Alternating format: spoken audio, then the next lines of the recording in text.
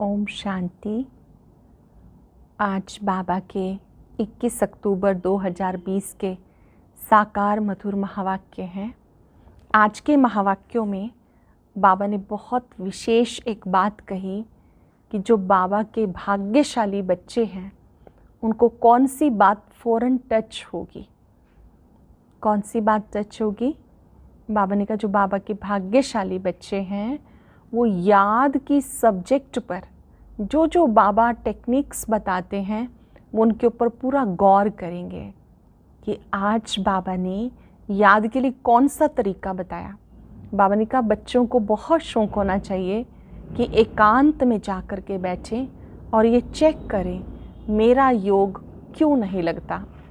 कोई भी कारण से अगर हमारा योग नहीं लगता तो पहले हम उसे चेक करेंगे, फिर उसे चेंज करेंगे। बाबा ने कहा बहुत ही समय अच्छा होता है जब आप रात्रि सोने से पहले बाबा को अपना चार्ट देते हो, पोता मेल देते हो। जब आप सच्चा चार्ट लिखते हैं तो आपकी उन्नति होती है। साथ साथ बाबा ने हमें सफलता का मंत्र दिया। अब हम एकाग्र होकर सुनेंगे। बाबा ने कहा मीठे बच्चे रोज़ रात को अपना पोता मेल निकालो, डायरी रखो तो डर रहेगा कि कहीं घाटा ना पड़ जाए। कल्प पहले वाले भाग्यशाली बच्चों को बाबा की कौन सी बात फ़ौरन टच होगी। बाबा रोज़ रोज़ बच्चों को याद की युक्तियाँ बताते हैं, वो भाग्यशाली बच्चों को ही टच होंगी, वो उन्हें फ़ौरन अमल में लाएंगे। बाबा कहते बच्चे कुछ टाइम एकांत में बगीचे में जाकर बैठो। आज ज़रूर जाकर बैठेंगे। बगीचे में ना जा सकें किसी भी एकांत स्थान पर बैठें। वहाँ पर क्या करना है? बाबा से मीठी मीठी बातें करो, अपना चार्ट रखो तो उन्नति होती रहेगी। एकांत में बैठकर बातें करेंगे, चार्ट चेक करेंगे, उन्नति होती रहेगी। ओम शांति। मिलिट्री को पहले पहले सावधान किया जाता है, अटेंशन प्लीज़। बाबा भी बच्चों को कहते हैं अपने को आत्मा निश्चय कर बाप को याद करते रहते हो। बच्चों को समझाया ये ज्ञान बाप इस समय दे सकते हैं, बाबा ही पढ़ाते हैं। भगवान उवाच है, मूल बात हो जाती है कि भगवान कौन है, कौन पढ़ाता है। ये बात पहले समझने और निश्चय करने की होती है। सबसे पहले निश्चय होना चाहिए कि हमें कौन पढ़ाता है, हमारा टीचर कौन, हमारा शिक्षक कौन। फिर अतीन्द्रिय सुख में भी रहना है। निश्चय होगा तो अतीन्द्रिय सुख में रहेंगे। आत्मा समझने से बहुत खुशी होगी। हमें बेहद का बाप मिला। बाबा एक ही बार मिलते हैं वर्षा देने के लिए। किसका वर्षा? विश्व की बादशाही का वर्षा। 5000 वर्ष पहले की तरह देते हैं। 5000 वर्ष पहले को बाबा कहते कल्प पहले मिसल। ये तो पक्का निश्चय है कि बाबा आया हुआ है। कौन सा निश्चय है? बाबा आया हुआ है।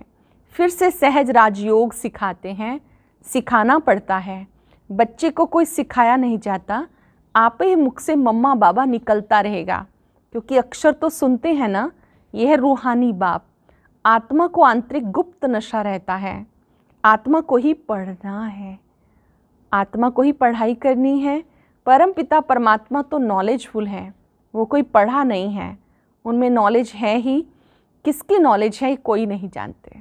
शिव बाबा को किसी ने पढ़ाया नहीं। हम ये बात समझेंगे कि वो नॉलेजफुल है। जितने भी दुनिया में टीचर हैं उनको कोई ना कोई पढ़ाता है, तब वो टीचर बनते हैं। बाबा नॉलेजफुल है, ये तुम्हारी आत्मा समझती हैं। बाबा में सारी सृष्टि के आदि मध्यंत की नॉलेज है। कैसे एक धर्म की स्थापना, अनेक अधर्मों का विनाश होता है, ये सब जानते हैं। बाबा के बारे में जानी जाननहार ये शब्द कहा जाता है, तो वो क्या करते हैं? अनेक अधर्मों का विनाश, सत्य धर्म की स्थापना। हम सबको सृष्टि के आदि मध्यंत का भी ज्ञान बाबा देते हैं। बाबा कहते ये स्लोगन जरूर लगाओ कि मनुष्य होकर अगर क्रिएटर, रचना के आदि मध्यंत, ड्यूरेशन, रिपीटेशन को अगर नहीं जाना तो क्या कहा जाए। हमें पता होना चाहिए कि ये सृष्टि चक्र कल्प पहले की तरह रिपीट हो रहा है और इसकी अवधि 5,000 वर्ष है। ये रिपीटेशन अक्षर भी ज़रूरी है, करेक्शन तो होती रहती हैं। गीता का भगवान कौन है, ये चित्र भी बहुत अच्छा है। बाबा ने कई बातें आपको सबको बतानी है। गीता ज्ञानदाता कौन है, सर्वात्माओं का पिता कौन है, ये सारी बातें धारण करने की हैं। ब्रह्मा की रात है तो ब्राह्मणियों की भी रात होगी, ब्राह्मणियों की भी रात है, क्योंकि कोई भी नहीं जानता इन तथ्यों को। याद को ही बल कहा जाता है। ज्ञान है सोर्स ऑफ इनकम। याद से शक्ति मिलती है जिससे विकर्म विनाश होते हैं। तुम्हें बुद्धि का योग बाबा से लगाना है। ये ज्ञान बाबा अभी देते हैं। बाबा ही आकर ये बात कहते हैं कि बुद्धि योग मेरे से लगाओ। बाबा ही ज्ञान देते हैं, फिर कभी मिलता नहीं, सिवाय बाप के कोई दे ना सके। बाकी समय भक्ति के शास्त्र। बाबा कहते हैं ये स्पिरिचुअल नॉलेज है जो बाबा तुम्हें देते हैं, और किसी के पास ये स्पिरिचुअल नॉलेज नहीं है। ये रूहानी ज्ञान है, आध्यात्मिक ज्ञान है जो बाबा बच्चों को देते हैं। ये नॉलेज और किसी के पास नहीं। दुनिया में कितने धर्म मठ पंथ हैं, कितनी मतें हैं, बच्चों को समझाने में मेहनत होती है, कितने तूफान आते हैं। कहते नैया मेरी पार लगाओ। सबकी नैया तो पार नहीं जा सकती, कोई डूब भी जाएंगे, कोई खड़ी हो जाएगी। 2-3 वर्ष हो जाते हैं, कईयों का पता ही नहीं चलता। कोई तो पुर्जा हो जाते हैं, कोई वहाँ ही खड़े हो जाते हैं। इसमें मेहनत बहुत है। चलते चलते कोई रुक भी जाते हैं, कोई थक जाते हैं, कोई छोड़ के चले जाते हैं। कहते नैया मेरी पार लगाओ। तो बाबा कहते कि यहाँ पर वास्तव में हर एक को अपने पुरुषार्थ से नैया पार लगानी है। आर्टिफिशियल योग भी कितने हैं, कितने योग आश्रम हैं। रूहानी योग आश्रम कोई हो ना सके, बाबा ही आके आत्माओं को रूहानी योग सिखाते हैं। बाबा कहते बहुत सहज योग है, इस जैसा सहज कुछ भी नहीं। बाबा जो योग सिखाते हैं वो सहज योग है। राजयोग का ही दूसरा नाम है सहज योग। आत्मा ही शरीर में आके पार्ट बजाती हैं। 84 जन्म मैक्सिमम, बाकी तो कम से कम होते जाएंगे। ये बातें भी तुम बच्चों में कोई कोई की बुद्धि में है। बुद्धि में धारणा बड़ी मुश्किल होती। पहली बात बाबा समझाते, कहीं भी जाते हो सबसे पहला काम है बाबा का परिचय दो। जिससे भी आप मिलते हो उसको ज़रूर परमात्मा का परिचय दो। ये बहुत बड़ा पुण्य है किसी का मिलन सर्वशक्तिवान से कराना। बाप का परिचय कैसे दें, इसके लिए युक्तियाँ रची जाती हैं। वो जब निश्चय हो तब समझे कि बाबा तो सत्य है। ज़रूर बाप सत्य बातें बताएंगे। निश्चय पक्का है तो हमें कोई संशय नहीं आएगा। बाबा जो कह रहे हैं वो हमारे लिए कह रहे हैं, इसमें संशय नहीं आना चाहिए। याद में मेहनत है, इसमें माया अपोजिशन करती है। माया बहुत अपोज करती है, याद नहीं करने देती हैं, घड़ी घड़ी याद भुला देती हैं। इसलिए बाबा कहते हैं चार्ट रखो, तो बाबा देखें कौन कितना याद करता है। 1/4% भी चार्ट नहीं रखते हैं। कोई कहते हैं हम तो सारा दिन याद में रहता हूँ। बाबा कहते हैं तो बड़ा मुश्किल है, सारा दिन तो बांधेलियाँ जो मार खाती हैं वो याद में रहती होंगी। शिव बाबा कब इन बंदरों से हम छूटेंगे। शुरू में कईयों को बहुत बंधन आए, बहुत रुकावट आई, परिवार वाले पसंद नहीं करते थे, यहाँ तक कि उनको शारीरिक प्रताड़ना भी दी जाती थी कि आपको नहीं जाना। तो वो बंधन में होने वाली माताएं जो थी, तो बाबा कहते वो बहुत याद करती हैं। कोई कहता है हम तो पूरा दिन याद करते हैं। बाबा कहते नहीं, चेक करो, बुद्धि भटकती है, पूरा दिन तो बांधेलियाँ ही याद करती होंगी। आत्मा पुकारती है बाबा हम बंधन से कैसे छूटें। अगर कोई बहुत याद में रहते हैं तो बाबा को चार्ट भेजें। किसी को विश्वास है कि मैं बहुत याद करता हूँ तो बाबा कहते चार्ट भेजो, डायरेक्शन मिलते हैं। रोज़ रात को अपना पोता मेल निकालो, डायरी रखो। डायरी रखने से डर रहेगा हमारा घाटा ना निकल जाए। बाबा देखेंगे तो क्या कहेंगे, इतने मोस्ट बिलव्ड बाबा को इतना समय याद करते हो, लौकिक बाप को, स्त्री को तुम याद करते हो, मुझे इतना थोड़ा भी याद नहीं करते हो। बाबा कह रहे हैं कि आप सबको तो याद करते हो और मुझे कितना थोड़ा याद करते हो। चार्ट लिखो तो आप ही लज्जा आएगी। इस हालत में मैं पद पा नहीं सकूँगा, इसलिए बाबा चार्ट पे जोर दे रहे हैं। बाप को और 84 के चक्र को याद करना है, फिर चक्रवर्ती राजा बन जाएंगे। बाप को याद करो, चक्र को याद करो, तो चक्रवर्ती राजा बन जाएंगे। आप समान बनाएंगे तभी तो प्रजा पे राज्य करेंगे।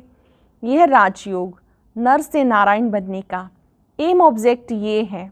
जैसे आत्मा को देखा नहीं जाता, समझा जाता है, इनमें आत्मा है ये भी समझा जाता। इन लक्ष्मी नारायण की जरूर राजधानी होगी। इन्होंने सबसे जास्ती मेहनत की तब स्कॉलरशिप पाई। श्री लक्ष्मी नारायण ने ज़्यादा पुरुषार्थ किया तब बाबा कहते इन्होंने स्कॉलरशिप पाई। जरूर इन्हों की बहुत प्रजा होगी, ऊंच से ऊंच पद पाया, जरूर बहुत योग लगाया तब पास विद ऑनर हुए। ये भी कारण निकालना चाहिए कि हमारा योग क्यों नहीं लगता। आज हम सबके लिए कार्य है, ये बड़ा अहम कार्य जो हमें करना चाहिए। अगर हमारा योग नहीं लगता तो अपना रीज़न, कारण खुद ढूंढना है कि मेरी दिनचर्या में ऐसी कौन सी बातें हैं जो श्रीमत के अनुसार नहीं हैं, जिसकी वजह से मेरा योग टूट जाता है, तो उसकी लिस्ट बनानी है। धंधे आदि के झंझट में बहुत बुद्धि चली जाती है, उनसे टाइम निकाल इस तरफ जास्ती ध्यान देना चाहिए। कुछ टाइम निकाल बगीचे में एकांत में जाके बैठना चाहिए। योगियों के लिए एकांत वरदान होता है। बाबा कहते एकांत में जाके बैठना चाहिए। फीमेल तो जा ना सके, उनको तो घर संभालना है। पुरुषों को सहज है, कल्प पहले वाले जो भाग्यशाली होंगे उनको ही टच होगा। पढ़ाई बहुत अच्छी है, बाकी हर एक को अपनी बुद्धि होती है। पढ़ाई तो बहुत सहज है, लेकिन बुद्धि सबकी अपनी होती है। कैसे भी करके बाबा से वर्षा लेना है। बाबा डायरेक्शन सब देते हैं, करना बच्चों को है। बाबा डायरेक्शन देंगे जनरल, एक एक पर्सनल भी आके पूछे तो बाबा राय दे सकते हैं। तीर्थों पर, बड़े बड़े पहाड़ों पर जाते हैं तो पंडे लोग सावधान करते हैं, बड़ी मुश्किलात से जाते हैं।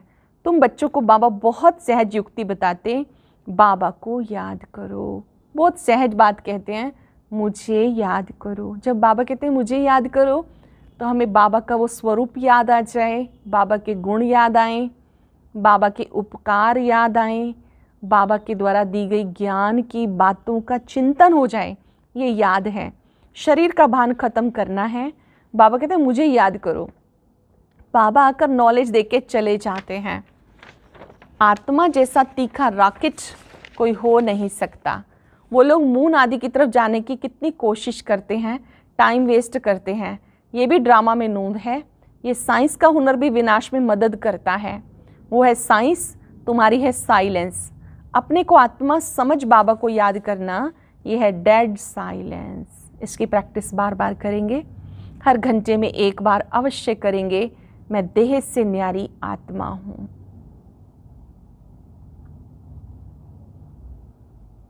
अपने आत्मिक स्वरूप को देखें, फील करें, मैं ज्योति बिंदु आत्मा इस शरीर को चला रही हूँ। बाबा कहते दोनों चीज़ें आपको अलग अलग आभास हो। मैं आत्मा शरीर से अलग हूँ। ये शरीर पुराना है। सर्प कछुए का मिसाल भी तुम्हारे लिए है। ये शरीर तो पुरानी जुत्ती है। तुम ही कीड़े मिसल जैसे मनुष्यों को भू भू करके मनुष्य से देवता बनाते हो, विषय सागर से एक क्षीर में ले जाते हो। ये तुम्हारा काम है। भावनी का सर्प का मिसाल भी आपका ही है। वो एक खाल छोड़ के दूसरी लेता है। आपको भी एक पुराना शरीर छोड़ नया लेना है। कछुए मिसल सब कुछ समेट लेना है। बाप कहते हैं ज्ञान की बातों को नंबरवार पुरुषार्थ अनुसार ही जानते हैं। माया बड़ी प्रबल है, आंखें बहुत धोखा देती हैं। ज्ञान का तीसरा नेत्र मिलने से आंखें सिविल बन जाती हैं, फिर आधा कल्प कभी क्रिमिनल नहीं होंगी। ये बड़ी धोखेबाज है। बाबा कहते हैं नेत्रों की संभाल करो। नेत्रों से भी चंचलता तब होती है जब मन में चंचलता आती है। इसकी बहुत संभाल करनी है। जितना याद करेंगे कर्मेंद्रियाँ शीतल हो जाएंगी।